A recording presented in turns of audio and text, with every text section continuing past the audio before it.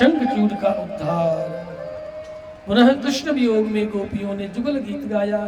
वाम बाहु कृत वाम कपोलो पल्गुत भ्रूरधरार्पित वेणो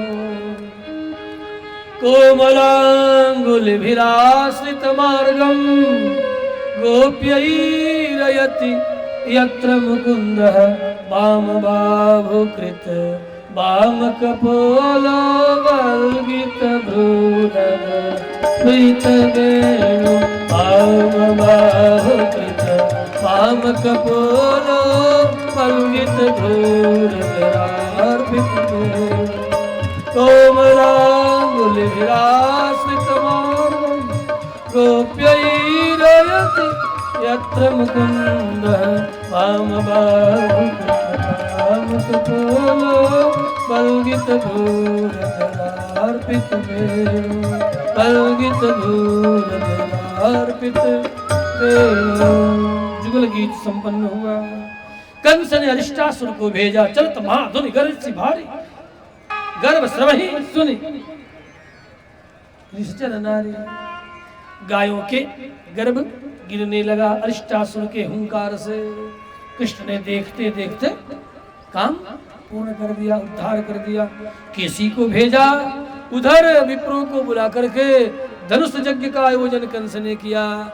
अक्रूर जी आए, राम और कृष्ण के चरणों में लौटते लौटते लौट गए। सवेरे के चले शाम, घोड़े इधर उधर होते रहे। अंत में बलराम कृष्ण के चरणों के चिन्ह को पकड़कर और इधर विप्रों को बुला के कहा यज्ञ करेंगे। कहा करो, यदि यज्ञ सफल हो गया तो तू अमर बन जाएगा। कहा ठीक करूंगा। चतुर्वेदी ब्राह्मण, इसलिए मंगल कार्य भी विप्र कराते हैं और अमंगल कार्य भी विप्र कराते हैं। श्राद्ध भी करने में दक्ष होते हैं और विवाह भी कराने में दक्ष होते हैं। अभय कार्य में इनकी प्रवीणता है। कहा यदि सफल तो फिर कहो मत, यदि असफल तो मरोगे। मरीष्यति मरीष्य, सोच के शुरू करना। जो जो कहे, जैसे जैसे कहे वैसे वैसे करना। और यदि तनिक भी अपने मन का करेगा कि मैं राजेंद्र हूँ और एक भी मंत्र हम लोगों से व्यग्रता में उलट पुलट हो गया, स्वरतो पर आधार तथेन्द्र शत्रु हो, तो जैसे वृत्रासुर मारा गया था, अरे नालायक तो भी मारा जाएगा। कह भी दिया, ब्राह्मणों ने चेता दिया। ऐसे नहीं कि अंधेरे में रखा, चेता दिया है। करना तो ठीक से, नहीं तो हाँ कहे देते हैं। क्योंकि अभिचार प्रयोग में बड़ी सावधान रहने की जरूरत होती है। उसमें सारे काम उल्टे होते हैं, मंत्र भी उल्टे जपे जाते हैं। हाँ, वो उल्टे जपे जाते हैं। और यदि कहीं विधि में व्यतिक्रम हुआ, हीनता हुई, तो मरीष्यति मरीष्यति, मर जाओगे। सोच समझ के कहो तब हम संकल्प करें। कहा नहीं नहीं, सब होगा ठीक ठाक, सब किया जाए। सारी सामग्रियां इकट्ठी की गए। देखते देखते यज्ञशाला बन करके तैयार हो गया। चारों तरफ वेदिया कुंडा सब बन के तैयार, सारे ब्राह्मण वर्णित कर लिए गए। स्वस्ति वाचन पूर्वक यज्ञ आरंभ हो गया। श्री कृष्णचंद्र भगवान की।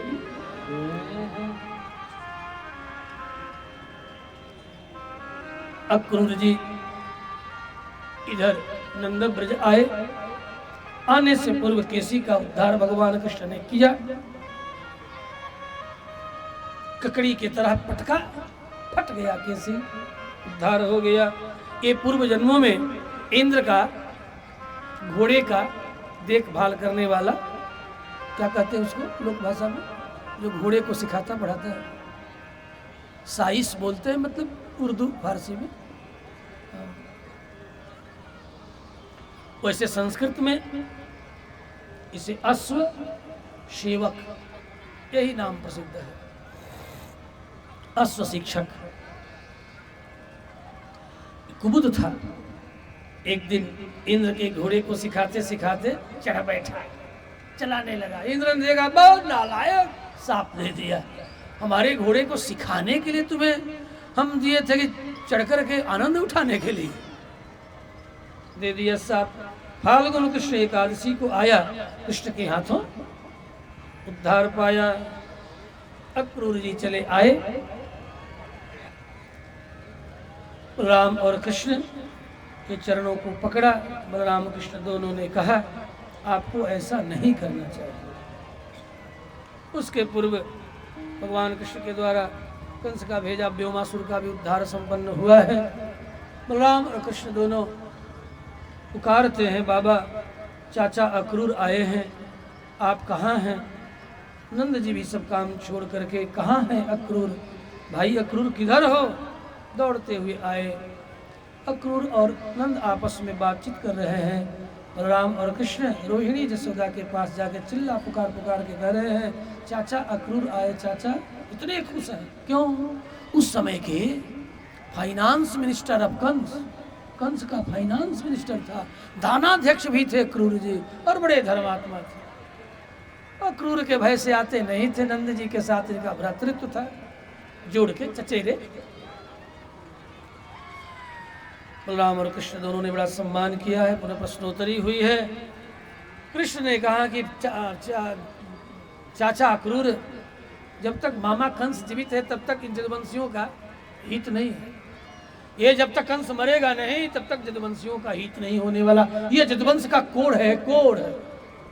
मुलायम सिंह यादव की तरह जदुवंशियों का कोड़ है, कोड़ है, जो हिंदुओं के कनपट्टी पर गोली का बौछार करता है। श्री कृष्णचंद्र भगवान की। नाराज मत होना, जो सच है उसको तो सुनना चाहिए। सुनने की आदत डालो, हाँ, कहने की भी आदत डालो।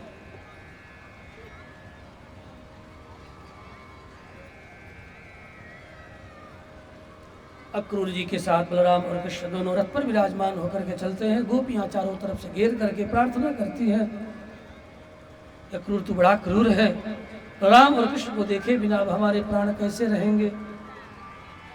गोपियां प्रार्थना करती है, तुम जा रहे हो मोहन, धीरज तो दिए जाओ, कब लौट के आओगे, वादा तो किए जाओ। लेकिन चले गए। मैया ने आरती उतारी, पुकारी, बेटा कब आओगे? आयास्ये इति दौत्यके, मैया आज तो नहीं, आऊंगा। आयास्ये, आऊंगा इतना ही कहे, कल आऊंगा, परसों आऊंगा, ऐसा कृष्ण ने नहीं कहा है। वो भी दूत से कहला भेजा, आऊंगा। आयास्ये, चले गए।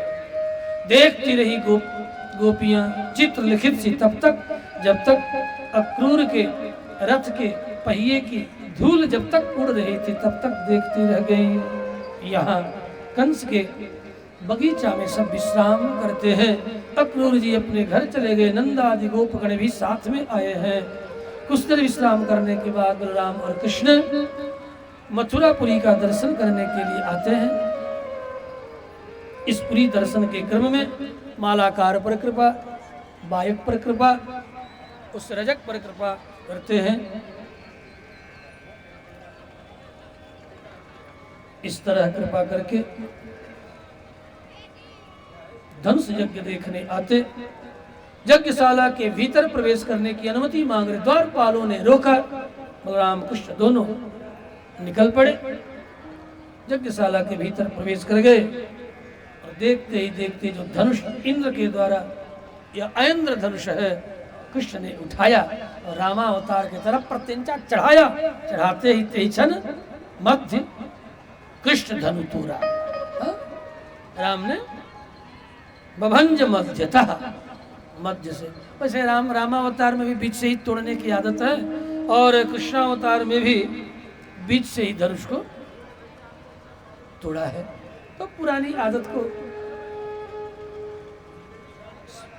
भगवान कृष्ण ने, अर्थात राम बने कृष्ण ने दोहराया। करेण बामेन, बाएं हाथ से, सलील मुद्रितम, खेल ही खेल में उठा लिया। सज्जम चिकृत्वा, प्रत्यंचा चढ़ाकर, निमिषेण पश्यताम, पलक झपकते देखते देखते, दृढ़ाम विकृष्य, देखते देखते प्रभभंज मध्यता जथेक्षुदंडम मदकर रुक्रमः। जिस तरह हाथी एक दंड को, इक्षुदंड को तोड़ दे, तोड़ देता है, उसी तरह एक बायां टुकड़ा कृष्ण दाहिना बलराम कंधे पे रख, अब जो आता उसी के सिर पर दे मारते मारते मारते सबका कचूमर निकाल दिए। फिर तो अब रंगशाला की ओर बढ़ते हैं। कुवलयापिड़ नामक हाथी, 10,000 हाथियों का बल अकेले, इसका भी उद्धार, महावत का भी उद्धार। भीतर गए, ललकारा चाणूर मुष्टिक सल तो सल। देखते ही देखते दोनों भाइयों ने इन पांचों का कचूमर निकाल बेच दिया। अब तो कंस रह गया मामा, एक ही कुलाचे में पहुंच गए मध्य में। जो जैसे जाकी रही भावना, जैसी प्रभु मूरत देखी तिन तैसी। यहाँ 9 वर्षों का परिपाक है, समयाभाव के कारण अत्यंत संक्षिप्त, और अब तो समय का अतिक्रमण भी हो रहा है, लेकिन थोड़े में 5-7 मिनटों में सुलझा दो। भगवान कृष्ण कंस का उद्धार, ब्रह्मांड की शक्ति लेकर के कंस के ऊपर गिरते हैं। कंस गया। अस्थि और प्राप्ति दोनों पत्नियां दौड़ते भागते विलाप करती आती हैं, छाती पकड़ करके बहुत रोती। उसके बाद अपने बाप के घर चली आई, बिहार राजगृह मगध, और आकर के अपने बाप को उकसाया। मेरे पति को मार डाला। बलराम कृष्ण ने, अस्थि और प्राप्ति दोनों ने कहा मैं छोड़ने वाला नहीं, 23 क्षौहिणी सेना सजाया। इधर कृष्ण ने उग्रसेन को मुक्त कर राजगद्दी सौंपते हैं। नाना उग्रसेन ने कहा कि तू ही है राज्य स्वीकार कर कृष्ण, मेरी योग्यता नहीं। कहा नहीं नाना, राज्य तो आप ही को, राजा तो आप ही को होना होगा। फिर माता पिता से मिलते हैं। इधर सेना सजा रहा है जरासंध। वसुदेव देवकी से मिलते हैं। वसुदेव और देवकी बलराम और कृष्ण को स्नान कराते, अनेक तरह के व्यंजन आदि का निर्माण करा के, बड़ा सुंदर भाव है यहाँ भोजन के समय का, लेकिन अब हम छू न सकेंगे। जब मैया देवकी ने माखन और मिश्री परसा है, दूध दही घी मधुमाखन, देखते ही बलराम और कृष्ण दोनों रोने लगे हैं। रो रो के कह रहे हैं, अरे मैया देवकी, माखन मिश्री दे करके मैया जसोदा की याद आ रही है। आज के बाद मेरे सामने माखन मिश्री मत रखना। वृंदावन क्या छोड़ आए, मथुरा। मथुरा आने के बाद कृष्ण ने माखन नहीं छुआ, दूध नहीं पिया, दूध के बने हुए सारे पदार्थों का त्याग कर दिया, क्योंकि दूध देखते ही बाबा नंद याद आते, मैया जसोदा याद आते। तब से डर कर मैया देवकी कभी दूध दही के बने हुए व्यंजन नहीं परसती, नहीं देती। एक दिन तो देवकी वसुदेव दोनों में झगड़ा हो गया कि इतना दूध दही खा करके आया है, क्यों नहीं खिलाती है तू, खिलाया कर। कहा खाता कहाँ है, वो तो देख करके रोने लगता है। मैं नहीं चाहती कि बेटा कृष्ण बलराम ये दोनों मैया जसोदा के प्यार में इतने बावरे कि खाना पीना छोड़ दे। तब तो एक काम करते, 11 वर्ष का हो गया, 11 वर्ष 56 दिन, और बलराम 12 वर्ष के हो गए हैं। 11 वर्ष 56वें दिन कंस का उद्धार किए हैं कृष्ण, तो बलराम मात्र 12 वर्ष के हैं। अब इनके दिनों की गणना बाद में कर लेंगे। इनका 56 दिन पूरा हो गया है जिस दिन कंस का उद्धार किए। कंस के साथ साथ उसके और 7 भाइयों का भी, अंक बंक कंक का भी, उन्हें भी ठिकाना लगा दिए हैं।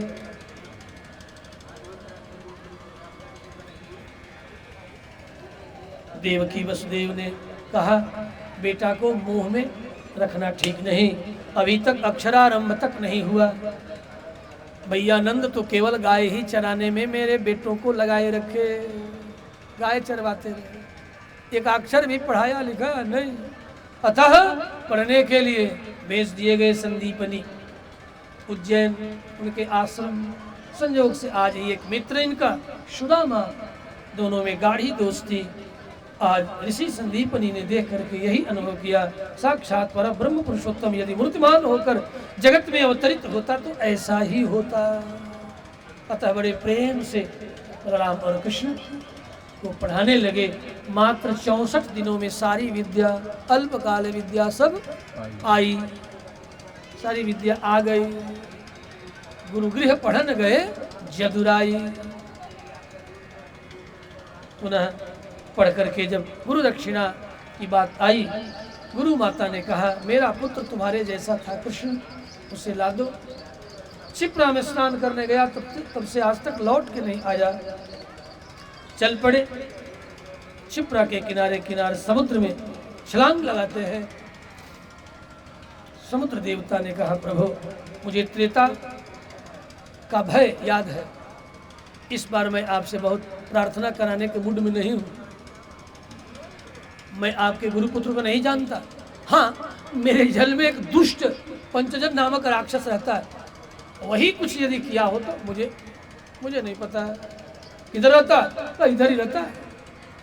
देखते ही देखते कृष्ण ने पंचजन का उद्धार किया, लेकिन पंचजन के पास भी गुरुपुत्र नहीं मिले। हाँ, उसके पेट से एक भास्वर श्वेत प्रभायुक्त शंख मिला। यहीं से फोंकते हैं संयमनीपुरी की ओर मुंह करके, और मुक्त होकर के जीव सब जाने लगे। जमराज भागा भागा आके बलराम कृष्ण के चरणों में गिर पड़ा। प्रभु आपके द्वारा मेरी मर्यादा स्थापित की गई है, आप ऐसा क्यों कर रहे हैं? अल्लाह मेरे गुरुपुत्र को आप प्रभु अभी लाया। चरणों में प्रणाम किया, गुरुपुत्र को प्रदान किया। बलराम कृष्ण ला करके गुरुपुत्र को वापस करते हैं। पुनः अपने मथुरा लौट करके आते हैं। श्री कृष्णचंद्र भगवान की उद्धव को साथ लेकर के, उद्धव बलराम को साथ लेके अक्रूर के घर आते हैं। पुनः बलराम को छोड़ उद्धव के साथ भगवान कृष्ण पुनः सैरंध्री पर कृपा करने के लिए पधारते हैं। एक रात्रि कुबड़ी के घर, जो कि अभी त्रिवक्र नामा जो कुबड़ी थी, भगवान कृष्ण ने जिसे सुंदर बना दिया था, वो सुंदरी हो चुकी है। उसके यहाँ उसके मनोकामना को पूर्ण करने के लिए भगवान कृष्ण उद्धव के साथ एक रात्रि विश्राम करते हैं। पुनः उद्धव और कृष्ण में गोपियों की चर्चा होती है। भगवान कृष्ण गोपियों का स्मरण करके रो पड़ते हैं। उद्धव ने कहा, और गोपियों की दशा का वर्णन भगवान कृष्ण ने अपने मित्र से किया है। तब उद्धव को भी अपने ज्ञान का बड़ा अभिमान था। भगवान ने कहा जाओ एक पत्रिका दे दी, अर्थात हृदय रूपी पट्ट पर ठाकुर श्री कृष्ण ने एक पत्रिका लिख दी। उद्धव जी लेकर के आए, लेकिन यहाँ तो कूप में ही भांग पड़ा है, अर्थात प्रेम का साम्राज्य है। गोपियों को आए थे समझाने, स्वतः समझ गए, और गोपियों के चरणों की धूल लेने की भी योग्यता अपने में नहीं पाया, तो प्रार्थना करने लगे। नंदे वंदे नंद ब्रज श्रीराम पादरेणुम अभीक्ष्णसः यासां हरिकथोद्गीतं गुणाति भुवनत्रयम्। गोपियों का प्रेम अवश्य प्राप्त हुआ उद्धव को। उद्धव जी लौट के आते हैं, छक करके गोपियों के प्रेम में पगे हुए। ज्ञान का अभिमान धूल गया और प्रेम की खुमारी उद्धव के सिर पर चढ़ करके बोलने लगे। इधर जरासंध 23 अक्षौहिणी सेना लेकर के चल पड़ा। अब भयंकर युद्ध होता है। देखते ही देखते बलराम ने जरासंध को पकड़ लिया, गले में अपना उत्तरीय डाल खींचा। भगवान कृष्ण दौड़ पड़े, भैया भैया मारो मत मारो मत। कहा क्यों? बड़ा दुष्ट है ये, तो मारो मत। क्यों न मारू? कान में कहा, याद है ना त्रेता युग में पग पग चल करके जाना पड़ा था इन राक्षसों का उद्धार करने के लिए। घर बैठे ये राक्षसों को इकट्ठा करके यहीं आता रहेगा, और यहीं घर बैठे बैठे हलवा पूड़ी खाते हम लोग उद्धार करते रहेंगे। 23 अक्षौहिणी सेना बार बार, एक बार नहीं 17 बार आक्रमण किया। 18वें बार फिर चल दिया। उधर देवर्षि नारद चले गए अरबियन कंट्री, मध्य एशिया में। वहां का राजा कालजमन 3 करोड़ म्लेच्छ सैनिकों को, जबर सैनिकों को सजा करके चला, क्योंकि मुझसे युद्ध करने वाला कोई है ही नहीं दुनिया में। देवर्षि नारायण का चिंता मत करो, तेरी भुजाओं की खुजली मिटाने वाला आजकल मथुरा में निवास कर रहा है। चल पड़ा कालजवन। इधर मुचकुंद को भी पर भी कृपा करनी थी, तब उधर से कालजवन और इधर से जरासंध। जैसे 71 से पहले पश्चिम से पाकिस्तान और पूरब से बांग्लादेश दोनों आक्रमण करते थे, यही दशा हुई। पूरब से जरासंध, पश्चिम से कालजवन। भगवान ने सोचा कि अब तो मथुरा का कल्याण पहले कर दो, और अपने दैव योग को बुलाया। विश्वकर्मा को आदेश करते हैं, समुद्र में पुरी का निर्माण करते हैं, द्वारिकापुरी। सारे मथुरा निवासियों को द्वारिका पहले दैव योग से भेजते हैं। उसके बाद कालजवन के सामने चले आए, चक्र से 3 करोड़ सैनिकों का उद्धार करते हैं। पुनः कालजवन के सामने से भागने लगते, भागते भागते गुफा में प्रवेश कर गए, जिस गुफा में मुचकुंद शयन कर रहे हैं। भगवान अपना उत्तरीय मुचकुंद को डाल देते, उड़ा देते हैं, भीतर चले गए। सोचा कालजवन देखो नाटक कर रहा है, अपने चरणों से प्रहार किया, मुचकुंद की नींद खुल गई। जो इंद्र के द्वारा वरदान प्राप्त करके शयन कर रहे थे, यदि मुझे कोई जगावे तो जलकर के भस्म हो जावे, यही वरदान था। देखते ही जलकर के कालजवन ढेर हो गया।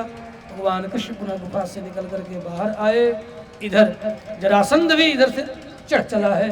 बलराम और कृष्ण दोनों जरासंध के सामने आकर और 3 कदम पर ही अपना उत्तरीय लहराते हुए भागने लगे।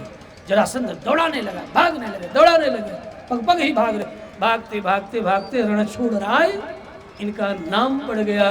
परवर्षण पर्वत पर चढ़ गए, चारों तरफ से घेर करके आग लगा दिया जरासंध, जल करके भस्म हो जाएंगे बलराम कृष्ण इसी पर्वत की चोटी पर। लेकिन चोटी पर जाकर के दोनों भाई वहीं से एक ही कुलाचा, एक ही छलांग लगाते हैं और एक ही छलांग में चले आए। कहाँ? द्वारिका। यहाँ आते ही रेवत राजा अनर्थ देश के चले आए पिता वसुदेव के पास। मेरी बेटी के योग्य आपका बेटा ब्रह्मा ने कहा कर दो विवाह। चट मंगनी पट बारात निकल गई।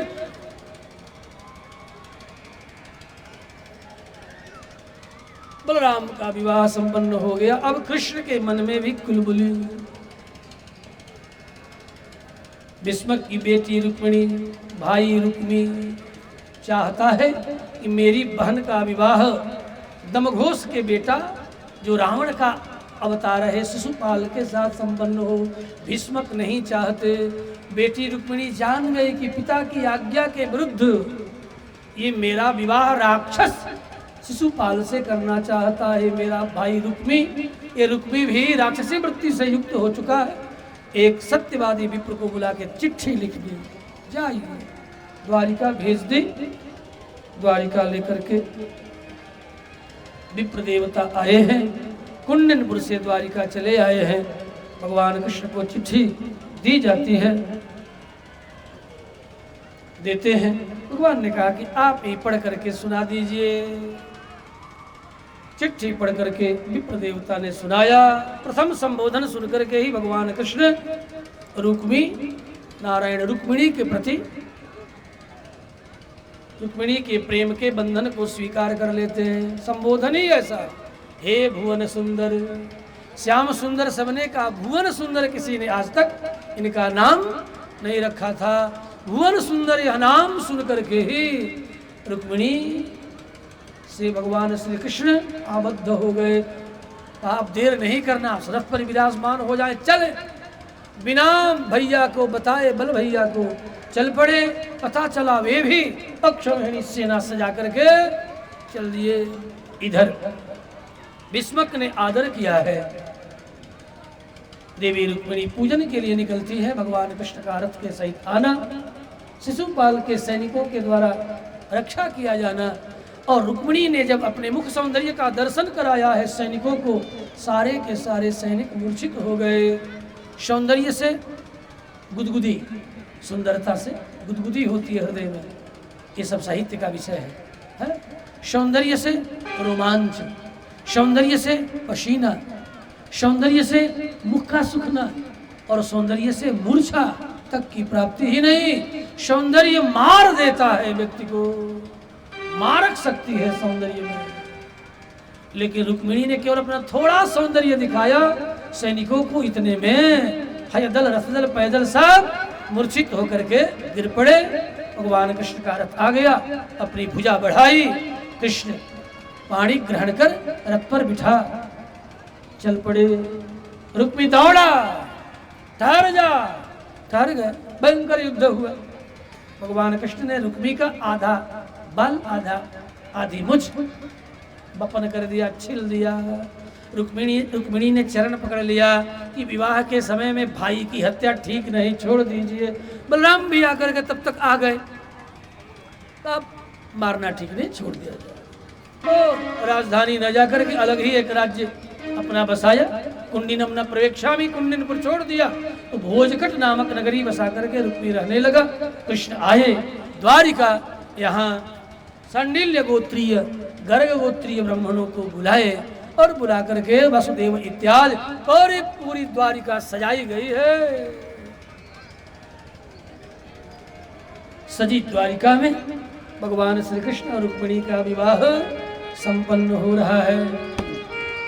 जयमाल करावे स्वस्ति वाचन, स्वस्ति न इंद्र वृहस्रवाः, स्वस्ति न पूषा विश्ववेदाः। ये स्वस्ति न इंद्र वृहस्रवाः, कुर्सी लगा दे सामने।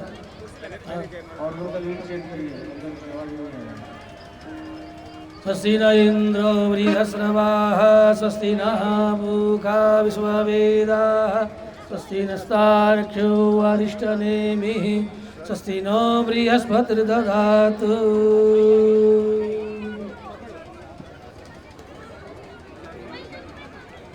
मीठी लगाओ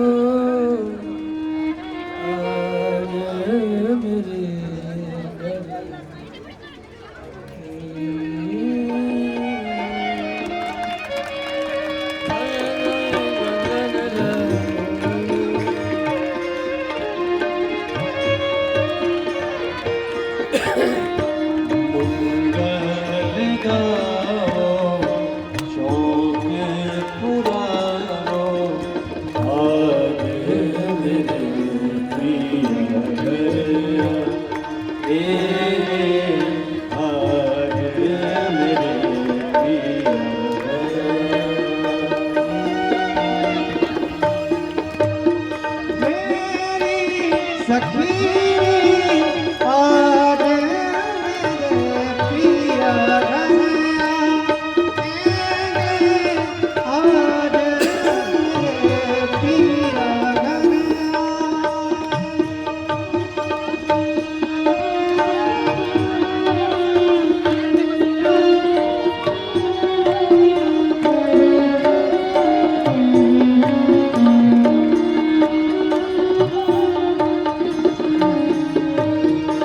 शौक पुराओ